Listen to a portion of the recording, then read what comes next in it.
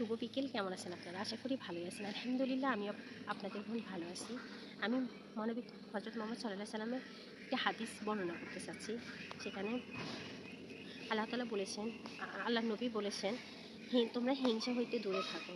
তোমরা হিংসা হইতে দূরে থাকো, কেননা হিংসা নেকিকে ধ্বংস করিয়া দেয়, যেমন আগুন শুকনো কাঠকে।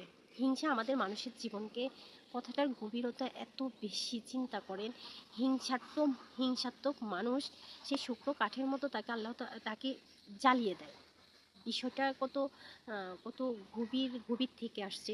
আমরা হয়তো সহজভাবে বলে চলে যাচ্ছি, পড়ছি, এটা হচ্ছে নবী করিম সাল্লাল্লাহু আলাইহি সাল্লামের হাদিস। আমাদেরকে মুখস্থ করতে হবে, আমাদের বাচ্চাদেরকে মুখস্থ করতে হবে, দায়িত্ব থেকে মুখস্থ করে চলে যাচ্ছি, কিন্তু আমরা বিতর্কত, আমরা গভীরভাবে চিন্তা করি না। দেখুন, গভীরভাবে চিন্তা করলে দেখুন এটা কত ভয়ঙ্কর একটা কথা, যে আমরা সচরাচর আমরা মহিলারাই বেশি করি, একজন একজনকে হিংসে করি, কারো টাকা হচ্ছে তাকে হিংসে করি,